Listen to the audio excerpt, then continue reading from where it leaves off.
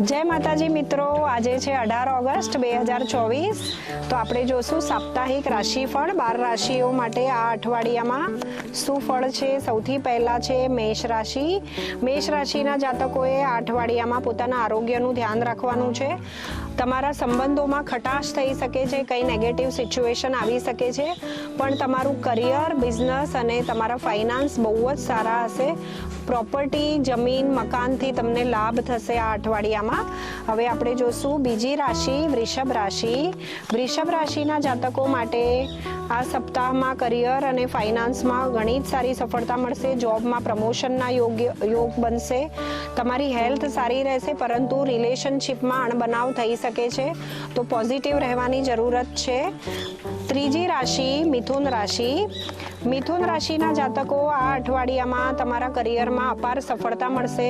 રિલેશનશિપમાં પણ નવી બિગિનિંગ થઈ શકે છે। અગર તમારા મેરેજ માટે તમે ટ્રાય કરો છો તો બહુ સારા પ્રપોઝલ્સ મળશે તમને, અને તમે કશે જાત્રાએ પણ જઈ શકો છો। તો આ અઠવાડિયામાં તમારા માટે ઓવરઓલ અગર જોઈએ તો કરિયર, હેલ્થ, વેલ્થ, રિલેશન ઘણું જ સારું રહેશે।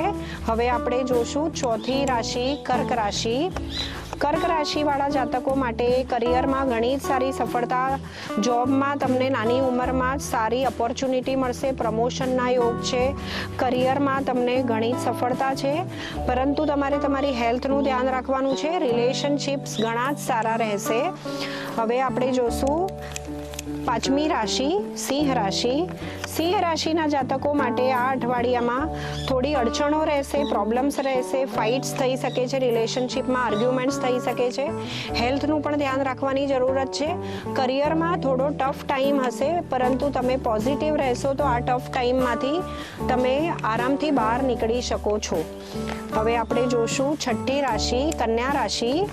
કન્યા રાશિના જાતકો માટે આ અઠવાડિયામાં તમારા બુદ્ધિ અને જ્ઞાનથી તમે કરિયરમાં આગળ વધશો, બિઝનેસમાં અપાર સફળતા મળશે, તમે જે ઈચ્છો છો એ પૂર્ણ કરી શકશો, પરંતુ તમારા સંબંધોમાં અણબનાવ થશે, ખટાશ થશે, આર્ગ્યુમેન્ટ્સ, ઝઘડા થઈ શકે છે, જેના લીધે તમારી હેલ્થ પણ થોડી ખરાબ થઈ શકે છે।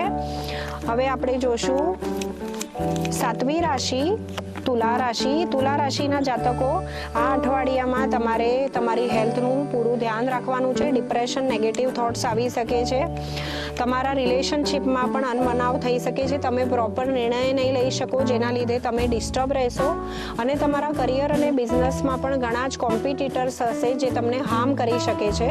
તો તુલા રાશિવાળા જાતકોએ આ અઠવાડિયામાં થોડો સમય ટફ હશે, પરંતુ પોઝિટિવ રહીને આગળ વધવાની જરૂરત છે। હવે આપણે જોશું આઠમી રાશિ વૃશ્ચિક રાશિ। વૃશ્ચિક રાશિના જાતકો આ અઠવાડિયામાં તમારા કરિયરમાં ઓબ્સ્ટેકલ આવશે, કંઈક નેગેટિવ સિચ્યુએશન હશે, તમારા જે કલીગ્સ હશે, તમારી સાથે જે કામ કરનાર લોકો હશે, જે તમારી અગેન્સ્ટ કંઈ બેક સ્ટેબિંગ કરી શકે છે, પોલિટિક્સ રમી શકે છે, જેના લીધે તમારા કરિયરમાં ટફ ટાઈમ હશે, પ્રોપર્ટીથી તમને લાભ થઈ શકે છે, અને રિલેશનશિપ અને હેલ્થમાં તમારે સંભાળવાની જરૂરત છે। હવે આપણે જોશું આગલી રાશિ ધનુ રાશિ। નવમી રાશિ ધનુ રાશિના જાતકોને કરિયર, બિઝનેસમાં ઘણી સફળતા મળશે, તમે તમારા જે ડ્રીમ્સ છે અચીવ કરી શકશો, પરંતુ તમારા રિલેશનશિપમાં અને હેલ્થમાં નેગેટિવ સિચ્યુએશન આવી શકે છે, જેના લીધે તમે ઇમોશનલી થોડા ડિસ્ટર્બ રહેશો। માનસિક રીતે તમારે પોઝિટિવ થવાની જરૂરત છે, અને નેગેટિવ લોકોને તમારા જીવનમાં તમારે અવોઇડ કરવાની જરૂરત છે। હવે આપણે જોશું આગલી રાશિ 10મી રાશિ મકર રાશિ। મકર રાશિના જાતકો માટે આ અઠવાડિયામાં હેલ્થ, વેલ્થ, કરિયર અને બિઝનેસમાં અપાર સફળતા મળશે। તમારી જે પણ ટાર્ગેટ છે, તમારા બધા જ ટાર્ગેટ પૂરા કરી શકશો, તમે જોબમાં પ્રમોશન મળી શકે છે, અને નવા રિલેશનશિપ્સ અથવા તો તમે અનમેરિડ છો તો સારા પ્રપોઝલ્સ મળશે, અને તમારા જીવનમાં તમે જે ઈચ્છો છો એ તમે પૂર્ણ કરી શકશો। હવે આપણે જોશું આગલી રાશિ 11મી રાશિ કુંભ રાશિ। કુંભ રાશિના જાતકો માટે આ અઠવાડિયામાં તમારા જે આધ્યાત્મિક રીતે તમે પ્રેયર્સ, પૂજા પાઠ કરો છો, જેનું બહુ જ સારું ફળ મળશે તમને। કરિયરમાં તમે જે ઈચ્છો છો એ મુકામ પર પહોંચી શકો છો। હેલ્થ ઘણી જ સારી રહેશે અને રિલેશનશિપ્સ પણ તમારા ઘણા જ સારા રહેશે. 12મી રાશિ મીન રાશિ.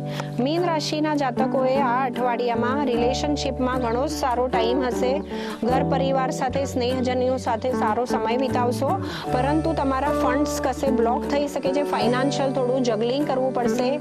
મની મેટર્સમાં સંભાળવાનું છે. કોઈના પર આંધળો વિશ્વાસ ન કરો. હેલ્થનું ધ્યાન રાખો.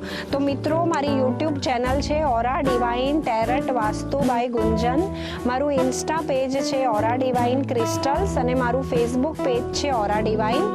અને મારો કોન્ટેક્ટ નંબર છે 98 211 51 300. જય માતાજી મિત્રો.